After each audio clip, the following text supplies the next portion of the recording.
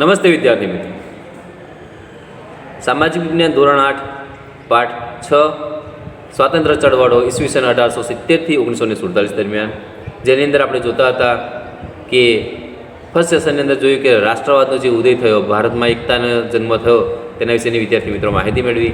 આ સેશનની અંદર આપણે હિન્દી રાષ્ટ્રીય મહાસભાની સ્થાપના જોવાની છે. તો વિદ્યાર્થી મિત્રો, હિન્દી રાષ્ટ્રીય મહાસભાની સ્થાપના કેમ થઈ તેના વિશેની માહિતી જોઈએ કે રાષ્ટ્રવાદના વિચારો કોઈ ચોક્કસ દિશા આપવા એક રાષ્ટ્રીય સંસ્થાની જરૂરિયાત હતી, જે અંગ્રેજોની સામે ભારતીયોને હિતોની રજૂઆત કરે. બરાબર, આ તેનું મુખ્ય કારણ હતું કે ભારતના જે હિત છે, ભારતની જે પ્રજા છે, તેમનું જે હિત જળવાવું જોઈએ, તેમનું જે સ્વમાન જળવાવું જોઈએ, તેના માટે એક રાષ્ટ્રીય મહાસભાની એક જૂથ બનાવવાનું હતું, એક સંસ્થાની જરૂર હતી. તેના માટેની જરૂરિયાત ઊભી થઈ, તેના માટે આ ગ્રુપ બનાવવામાં આવ્યું. વિદ્યાર્થી મિત્રો, તો અંગ્રેજો સમક્ષ પોતાના હિત રજૂ કરી શકે તેના માટે આ હિન્દી રાષ્ટ્રીય મહાસભાની રચના કરવામાં આવી હતી. હિન્દી રાષ્ટ્રીય મહાસભાની સ્થાપના પહેલાં ભારતમાં કેટલાક સંસ્થાઓની સ્થાપના કરવામાં આવી હતી. આ બધી જ સંસ્થાઓએ હિન્દી રાષ્ટ્રીય મહાસભાની સ્થાપના માટેનું વાતાવરણ તૈયાર કર્યું. પહેલાં સંસ્થાઓ હતી, પણ વિદ્યાર્થી મિત્રો તે લોકલ એરિયા પ્રમાણે હતી. લોકલ એટલે કે છૂટી છવાઈ. પણ આ હિન્દી રાષ્ટ્રીય મહાસભા સમગ્ર દેશ માટે એક, જે અંગ્રેજો સમક્ષ ભારતીયોના હિત માટે પોતાના વિચારો વ્યક્ત કરી શકે તેના માટે વિદ્યાર્થી મિત્રો બનાવવામાં આવી હતી. હિન્દી રાષ્ટ્રીય મહાસભાની સ્થાપના માટે નિવૃત્ત અંગ્રેજ અધિકારીએ, જે અંગ્રેજ અધિકારી હતા એ હ્યુમનો ફાળો મહત્ત્વનો છે. તેમણે અંગ્રેજ સરકારને ભારતીય પ્રજામાં અંગ્રેજ સામે ફેલાયેલા આક્રોશ અને અસંતોષથી વાકેફ કર્યા. તેઓનું માનવું હતું કે જો આ અસંતોષ કે આક્રોશ રોકવામાં નહીં આવે તો ઈસવીસન 1857ના પ્રથમ સ્વાતંત્ર્ય સંગ્રામમાં જેવી ઘટના ફરી નિર્માણ પામશે. બરાબર, એમને જાણતા હતા અને તેના કારણે જ તેમણે જોયું કે 1857નો જે સ્વાતંત્ર્ય સંગ્રામ થયો હતો, તેવો સંગ્રામ ફરીથી ન ઉદ્ભવે, ભારતીયોમાં ફરીથી રોષ વધારે ના ફેલાય અને તે લોકો પ્રબળ વિરોધ ન કરે. તેના માટે હ્યુમને તેમને એક હિન્દી રાષ્ટ્રીય મહાસભાની સ્થાપના કરવાનો ટેકો આવ્યો. તો ઈસવીસન 1857ના પ્રથમ સ્વાતંત્ર્ય સંગ્રામ જેવી ઘટના ફરી નિર્માણ પામશે.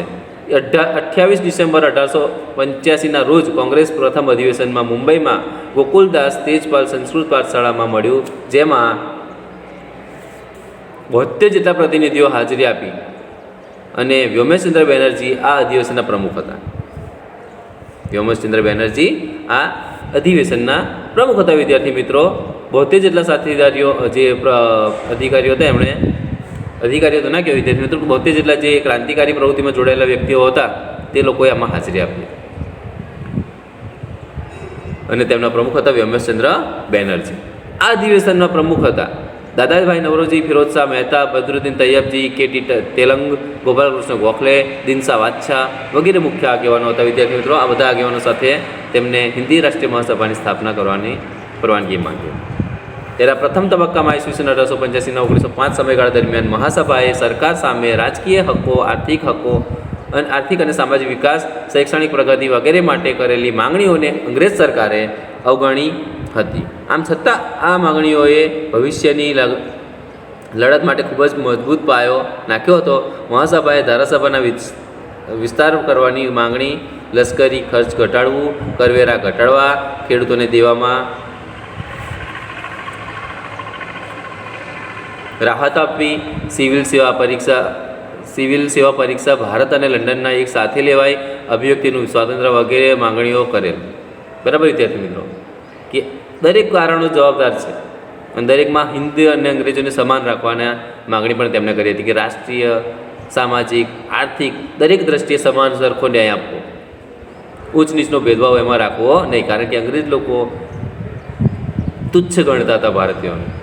એ લોકો બહારથી આવ્યા, ઇંગ્લેન્ડથી આવીને આપણે પર આવી ગયા, વેપારના બહાને આવીને આપણા દેશ પર રાજ કરવા લાગ્યા અને પછી આપણને ગુલામ બનાવીને, આપણને તુચ્છની રીતે ગણી, મજૂર વર્ગ ગણીને આપણી સાથે મજૂરી કરાવવા લાગ્યા અને જો હુકમી ચલાવવા લાગ્યા. વિદ્યાર્થી મિત્રો, એટલે આ બધા વિરોધોને લઈને હિન્દી રાષ્ટ્રીય મહાસભાની સ્થાપના કરવામાં આવી અને પોતાના વિચારો એમની સામે રજૂ કરવામાં આવ્યા અને ભારતીયોના હિત માટેની જે બધી વાતો હતી તેને અંગ્રેજ સમક્ષ રજૂ કરવામાં આવી.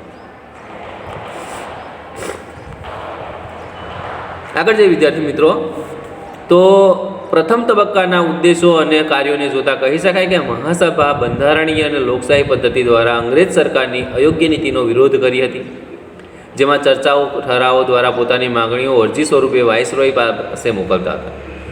આ પ્રકારના નરમ કે મળાવવાદી વલણને લીધે તેઓ મળાવવાદીઓ કહેવાય. બરાબર.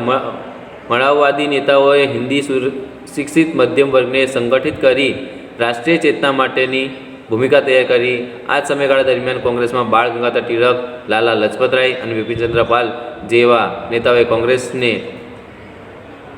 મળાવ નીતિનામાં અમૂલ પરિવર્તન માંગણી કરતાં તેમણે વિનંતી કે પ્રાર્થના કરવાની કોંગ્રેસની નીતિની ટીકા કરી. તેઓ સરકારના નેક ઇરાદા પર વિશ્વાસ કરતાં આપણે આપણી શક્તિ પર વિશ્વાસ કરવો જોઈએ. તેઓ જહાલવાદી તરીકે ઓળખાયા. બરાબર વિદ્યાર્થી મિત્રો, આમ બંને ગ્રુપ પડ્યા, મળાવવાદી અને જહાલવાદી.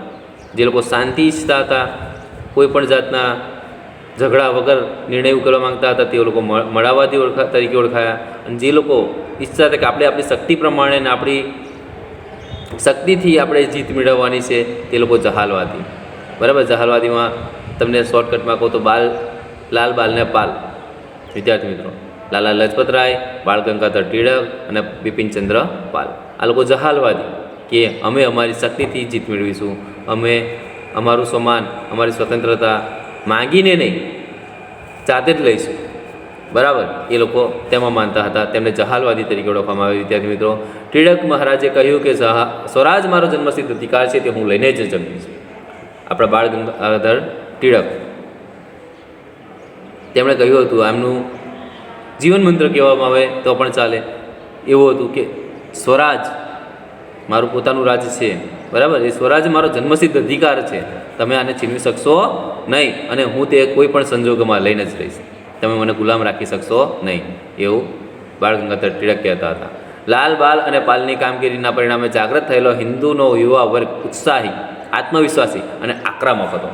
એમના અંદરમાં જે પણ યુવા વર્ગ તૈયાર થતો હતો તે ખૂબ જ ઉત્સાહી, આક્રમક અને જનૂની હતો. તે કોઈ પણ સંજોગોમાં ભારતમાંથી અંગ્રેજોને હાંકી કાઢવામાં અને ભારત દેશને આઝાદ કરવામાં માનતા હતા. તેઓ માંગીને નહીં, છીનવીને પોતાની આઝાદીમાં લેવામાં ઈચ્છતા હતા. કે એમની સામું કરગરવાનું નથી કે અમને આઝાદ કરો, અમને આઝાદી આપી દો, તમે અહીંયાથી ચાલ્યા જાઓ, એવી રીતે નહીં. એમને પકડવામાં તે લોકો માનતા હતા. એટલે તેમને જહાલવાદી તરીકે ઓળખવામાં આવ્યા. જહાલવાદી નેતાઓમાં પોતાના વિચારોને ફેલાવો કરવા લોકમાન્ય ટિળકે ધી મરાઠા અને કેસરી, લાલા લજપતરાય ધી પંજાબી અને ધી પ્યુપિલ તથા બિપિનચંદ્ર પાલે ન્યૂ ઇન્ડિયા સાપ્તાહિક અને વંદે માતરમ વર્તમાનપત્રો શરૂ કર્યા, જેથી પોતાના વિચારો વ્યક્ત કરી શકે, પ્રજા સમક્ષ પોતાની વિચારો ફેલાવી ને દેશને આઝાદીમાં સફળ થાય તે માટે તેઓ એકબીજાને મદદરૂપ થાય, તેના માટે લોકો એમાં પરિપત્રો અને તેમના જે સંદેશાઓ તેમાં મોકલતા હતા. બરાબર વિદ્યાર્થી મિત્રો, આ તેમના કયા જે ન્યૂઝપેપર તેમણે બનાવડાવ્યા હતા તેના વિશેની માહિતી, સામાયિકો છે તેના વિશેની માહિતી છે વિદ્યાર્થી મિત્રો. ઈસવીસન 1905માં વાઇસરોય કર્ઝને ભાગલા પાડો અને રાજકારણ નીતિ અપનાવી. બરાબર વિદ્યાર્થી, આ પ્રશ્ન બહુ જ ઇમ્પોર્ટન્ટ છે, મોસ્ટ ઇમ્પોર્ટન્ટ છે કે અંગ્રેજોએ કઈ નીતિ અપનાવી હતી અને તે કોણે કરી હતી. તો ઈસવીસન 1905ની અંદર વાઇસરોય લોર્ડ કર્ઝને એક નીતિ અપનાવી હતી. એનું નામ હતું ભાગલા પાડો અને રાજ કરો. ભારત દેશની અંદર ભાગલા પાડો, એક કોમને બીજી કોમ સાથે ઝઘડો કરાવો, લડાવો, કોઈ પણ કરો. બરાબર. એકબીજા સાથે ઝઘડશે, એ લોકો અંદર ઝઘડવા મશગુલ હશે ને આપણે આપણી રીતે આપણું રાજ કરવાનું છે. બરાબર. આ વાઇસરોય લોર્ડ કર્ઝનની નીતિ હતી વિદ્યાર્થી મિત્રો, કે ભારત દેશને ડિવાઈડ એન્ડ રૂલ, અંગ્રેજીમાં કહેતો ડિવાઈડ એન્ડ રૂલ, ભાગલા પાડો અને રાજ કરો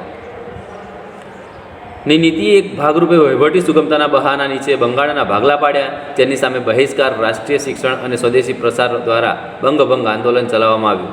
આંદોલનની અસર કારણે ઈસવીસન 1911માં બ્રિટિશ સરકારે બંગાળના ભાગલા રદ કર્યા. ભારતની આ એક યાદગાર વિષય હતો. બરાબર. પહેલાં બંગાળના ભાગલા તો પડાવી દીધા, પરંતુ તેની સામેના વિરોધમાં અને બહિષ્કારના રાષ્ટ્રીય શિક્ષણ અને સ્વદેશી પ્રસાર દ્વારા બંગભંગ આંદોલન શરૂ કર્યું. કે એમાં બંગાળના જે ભાગલા થયા એમાં બંગભંગ આંદોલનની શરૂઆત થઈ અને આંદોલન ચલાવવામાં આવ્યું. આંદોલનની અસરના કારણે ઈસવીસન 1911માં બ્રિટિશ સરકારે બંગાળના ભાગલા રદ કર્યા. ભારતીયોનો આ એક યાદગાર વિજય હતો પહેલો, કે એમણે અંગ્રેજો સામે જીત્યા. બરાબર. અંગ્રેજોએ ભાગલા પાડવામાં તો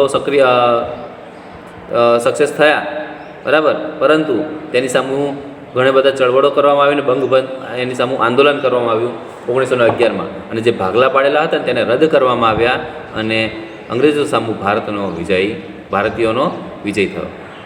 તો વિદ્યાર્થી મિત્રો, હિન્દી રાષ્ટ્રીય મહાસભાની સ્થાપના અને તેના વિશેની જે માહિતી મેળવી, બરાબર, તેમાં તમારે વિદ્યાર્થી મિત્રો મુખ્ય મુદ્દાઓની નોંધ નોટબુકમાં તમારે કરી લેવાની છે. આપણે આના પછીની સેશનમાં આગળની વાત બીજી કરીશું વિદ્યાર્થી. Thank you.